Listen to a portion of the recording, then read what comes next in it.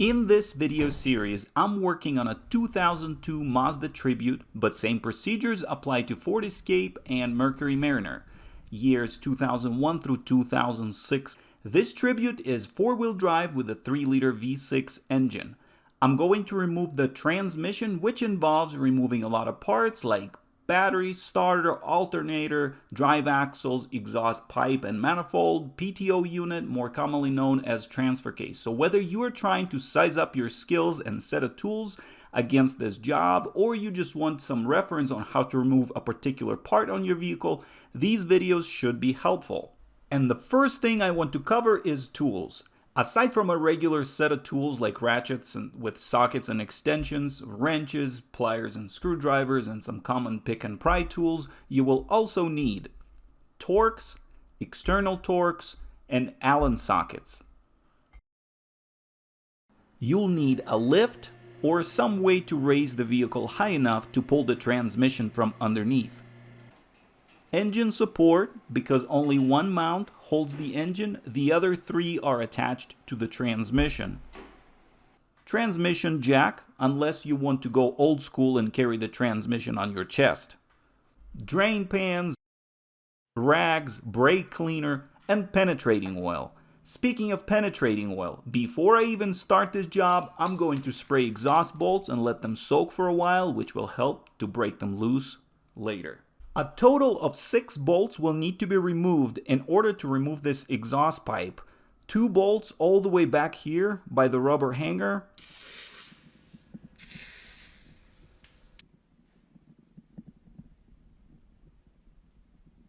Then 2 nuts right here.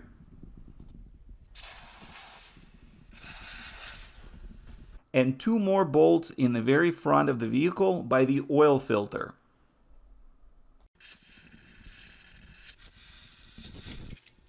While the vehicle is up in the air, I'll also remove both front wheels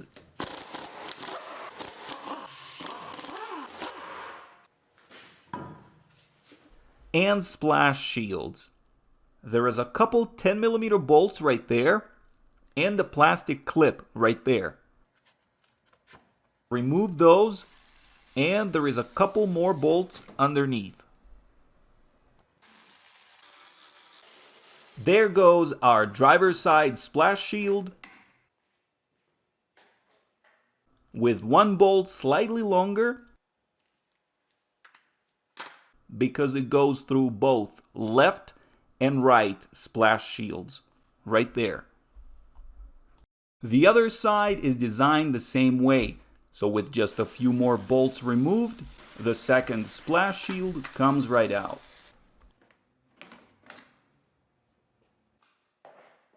Another thing I might as well do now is drain the fluids. Transmission drain plug is right there. 3/8 drive ratchet fits right in. Drain plug for the power takeoff unit, more commonly known as transfer case, is right there, and you'll need a 6mm Allen wrench for it. It takes 75-140 gear oil, and you can use a pump like this to fill it back up through this fill plug until it starts to come out. Next, I'm going to drain coolant or antifreeze. Right here by the AC compressor is the radiator drain valve. Make sure to use a different drain pan for it. Most recycle locations will not take oils contaminated with antifreeze. To help it drain faster, I'm going to remove the expansion reservoir cap.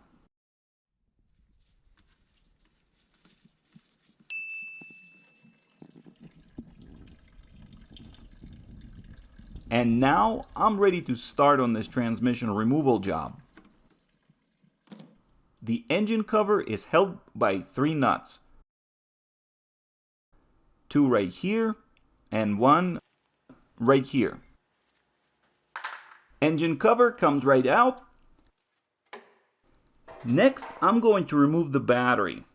Start by disconnecting the negative cable.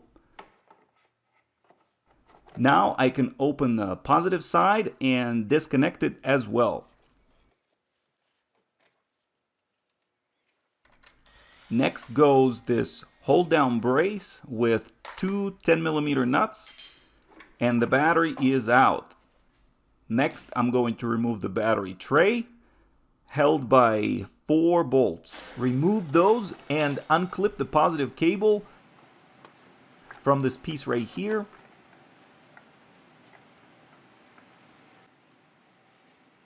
And the battery tray is out.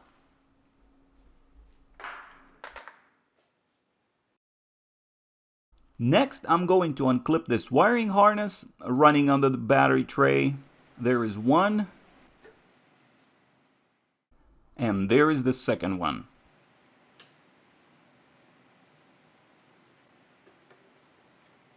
Next, disconnect this breather tube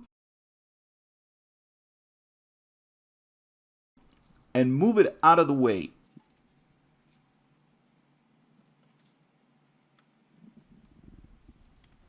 Use an 8mm socket to loosen this clamp. Disconnect mass airflow sensor, unclip the harness, and unclip the box. With a little bit of effort, this part comes out. And there goes the filter. Definitely a good idea to check it now if it needs to be replaced. This air filter housing is held by one 10mm bolt located right here.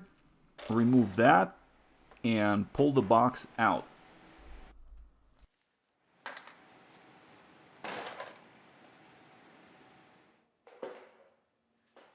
And look at the room we now have. Get these wires out of the way. According to the manufacturer, the next step would be disconnecting this sensor underneath the thermostat housing, but this housing is kind of in the way, so I'm going to take care of it next. There is 3 hoses I need to disconnect.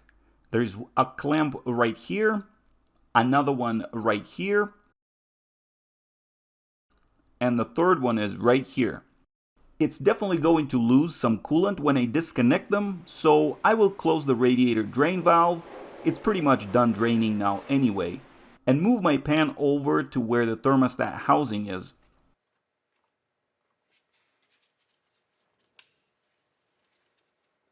Once you pull the clamp back, twist the hose to break it loose from the pipe, and it will slide off much easier.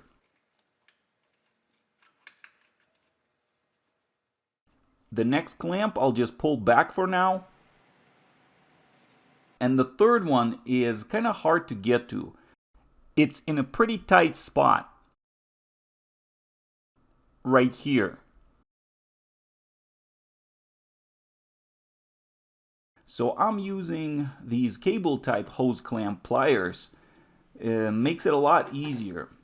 By the way, all the tools you see in the video I'll provide links to in the description. And this clamp I'm not even going to move anywhere. I'll just squeeze it and lock my pliers. And now with just a little bit of wiggling, the whole thermostat housing comes out. Release my pliers and leave the clamp right where it was.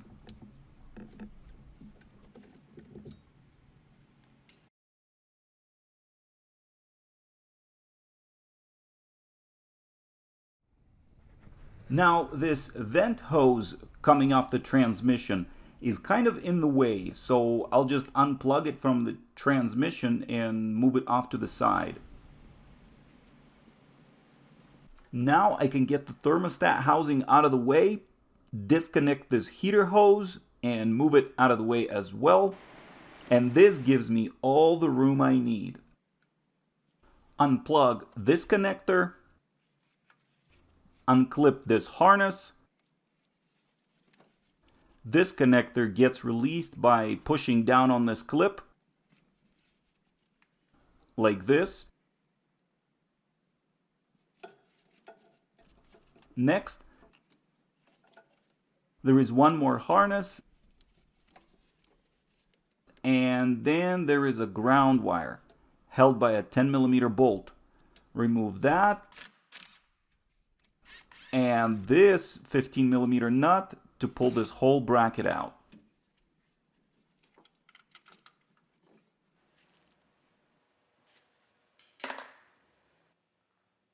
Next, there is a couple of bolts holding down this shifter cable bracket. The cable goes right there, and this wire harness has a smaller harness coming off of it.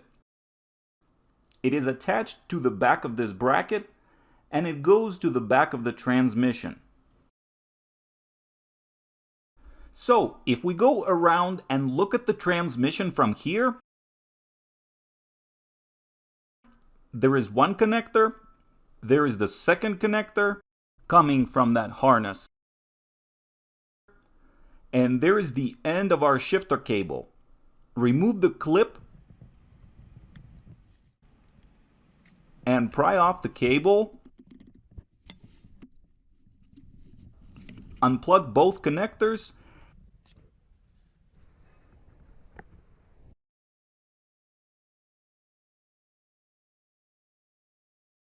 And right there is a little bracket that the wire sits in, so pull it out of there too. Now, coming back to the top, let's remove the two bracket bolts.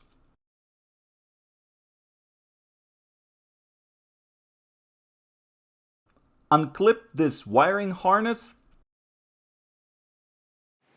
and move it all out of the way.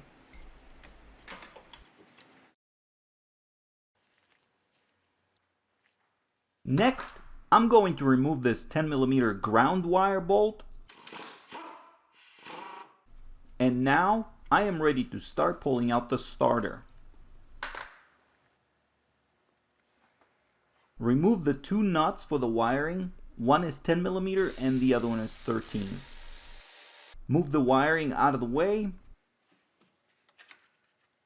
And there is two 13mm starter bolts that hold it in place. Right there. And right there. The one closer to me sits right underneath this bypass pipe, so I have to use a wrench, with a second wrench for extra leverage.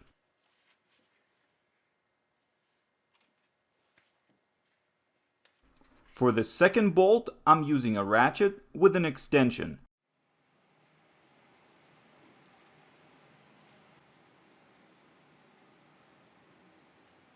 Once the bolts are removed, the starter comes right out. This is what the starter looks like for your reference.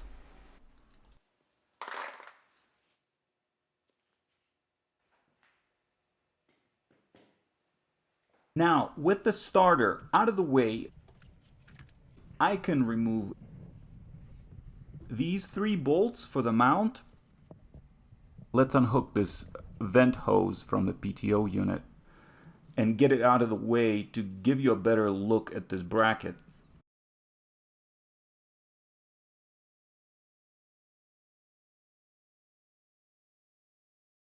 And there is also 1, 2, 3, 4 transmission bolts that I'm going to remove. They are 13mm. Definitely will need an extension for these two because of the bypass pipe.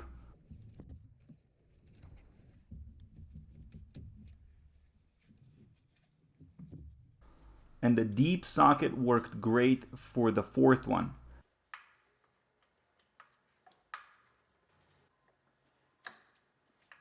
It's a longer bolt, by the way. Now, coming back to the mount bracket, long extension with a swivel socket works great.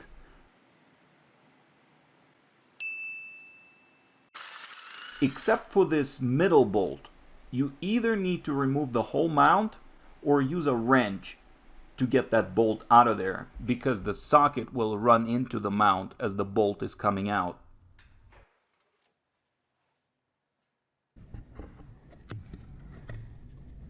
There goes our third bolt, and now all three of them are out.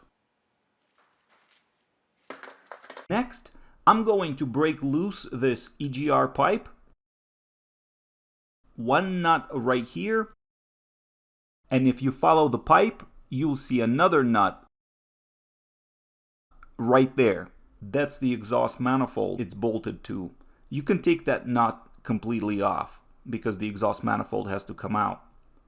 I used this 1 1/16 wrench. It's a little too big fitting around the nut, but it worked and it's plenty long to provide good leverage.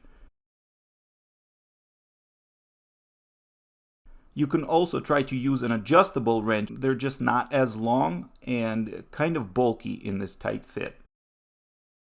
Once both nuts of the EGR pipe are loose, I'm ready to install my engine support.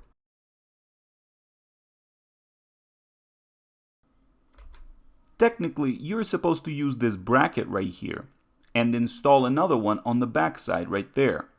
And the engine support is supposed to look like this, which I don't have. So I'm going to put one chain around the throttle body and one on this stud, so that when I disconnect both front and back mounts, I can tilt the whole assembly whichever way I need to. Next, I'm going to create slight tension on the chains and remove the mount bolts. There is rear, and there is front. And now I am ready to raise the vehicle.